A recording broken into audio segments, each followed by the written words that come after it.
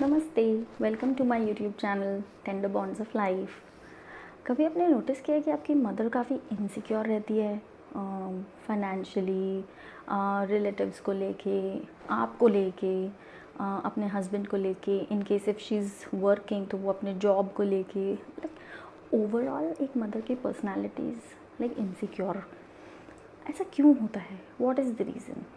See when a girl is married, वो एक नई फैमिली में जाती है तो वो काफ़ी फ्री बर्ड होती है। रिस्पॉन्सिबिलिटीज़ उनको पता नहीं होता है, राइट। जो भी नई लड़की जिसकी शादी हो रही होती है, हु इज़ जस्ट 22, 23, 24, 26, वो काफ़ी फ्री होती है। कॉलेज कंप्लीट करके उसने जॉब ज्वाइन किया होता है, उसको सैलरी आ रही होती है, like she is enjoying her life. Then she is married. Let's say if she goes to a joint family, बहुत सारी रिस्पॉन्सिबिलिटीज़ आती हैं। न्यूक्लियर फैमिली में जाती है तो भी बहुत सारी रिस्पॉन्सिबिलिटी आती है, राइट। ऐसा नहीं है कि न्यूक्लियर फैमिली में जाके उनको रिस्पॉन्सिबिलिटीज़ नहीं है, because she has to understand how to manage the whole house. वो और उसका हस्बैंड अकेले हैं। Sometimes parents come in for some time, तो उनका भी ध्यान रखना है। And then they have to set boundaries with the parents कि पेरेंट्स ऐसा ना हो कि पेरेंट्स टेक ओवर कर लें हाउस को फॉर अ मंथ और 2 months.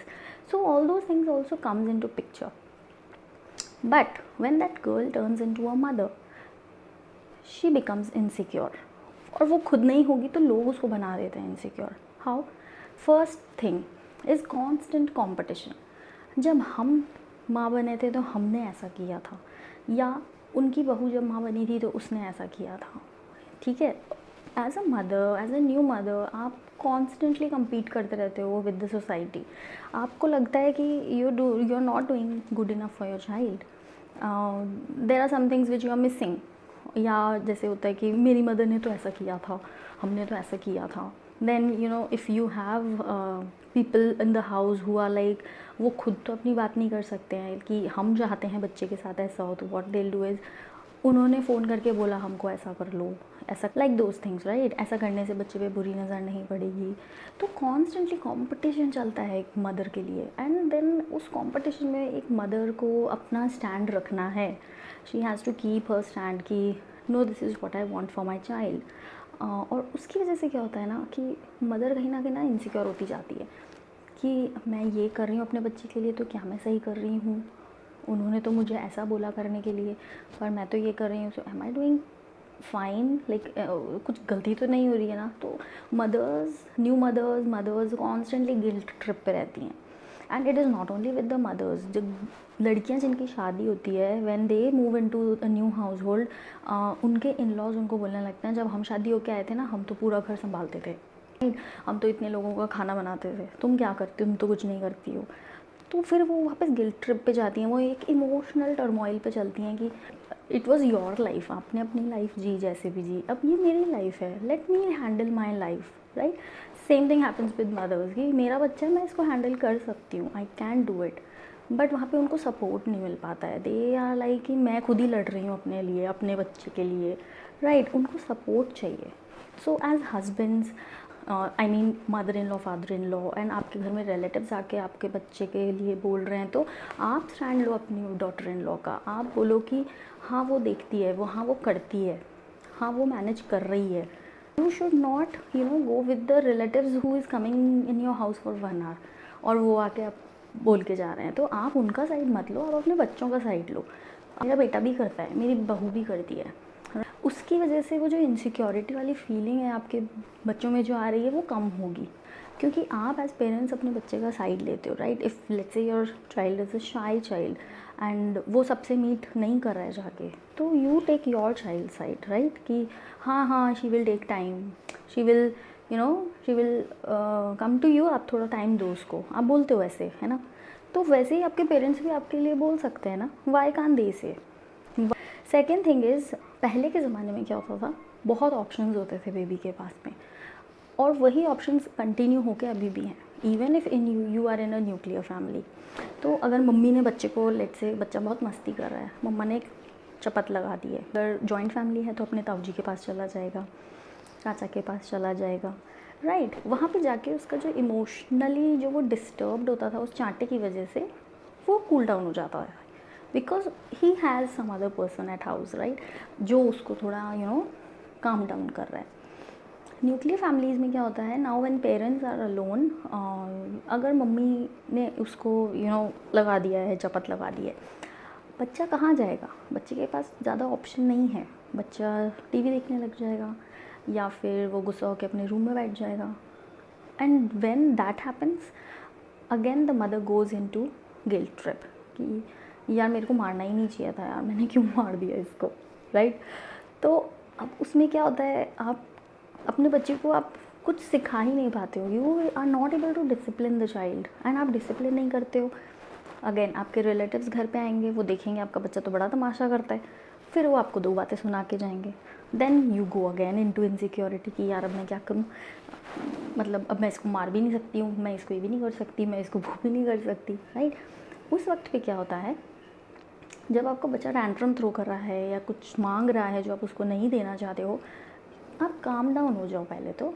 Don't trigger your self because of the child, okay.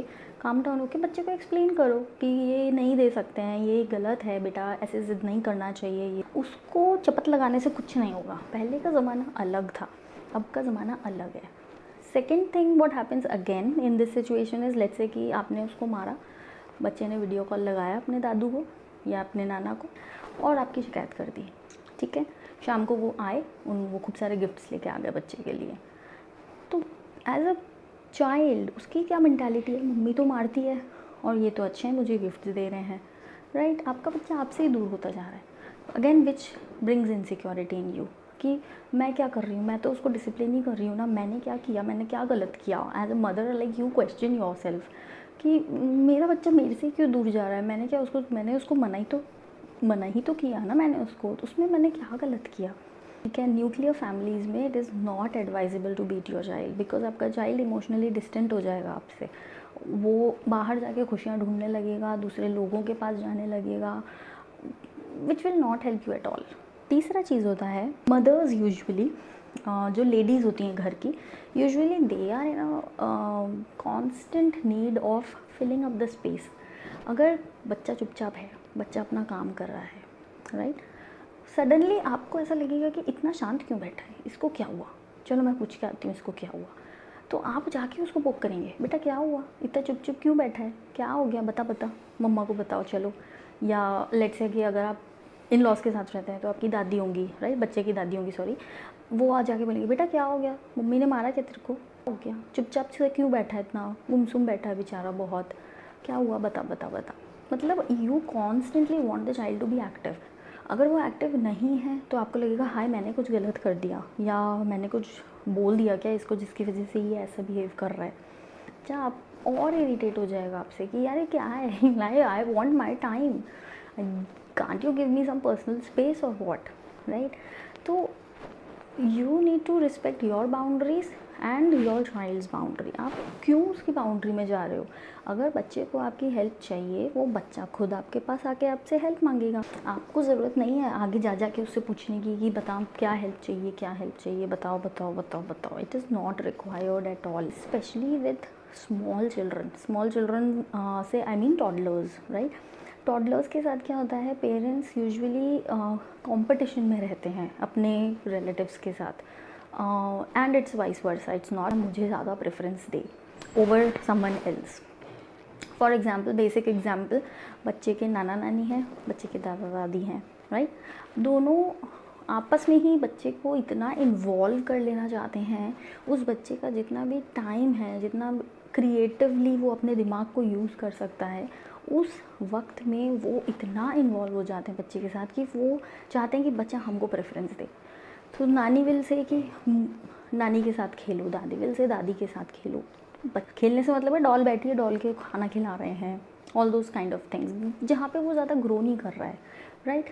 अगर आप ABCD सिखा रहे हैं बच्चे को, अगर आप उसको थोड़े ब्रेन वाले टॉयज़ दे रहे हैं, बच्चे को वैसे गेम्स खिला रहे हैं, तो वो बच्चा भी इन्वॉल्व होगा आपके साथ में।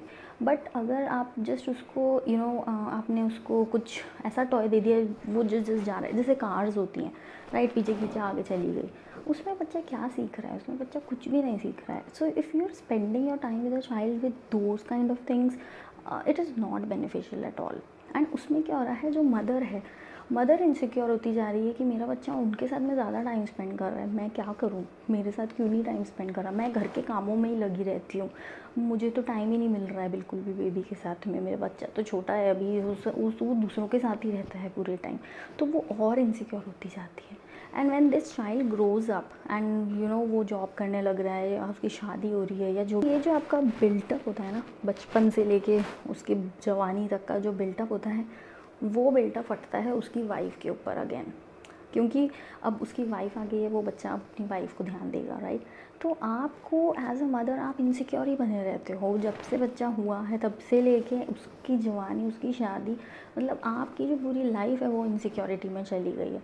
सो mothers please don't be so much insecure about your child. आपके बच्चे को सब समझ में आता है, किसके साथ कितना टाइम स्पेंड करना है। Your child understands everything.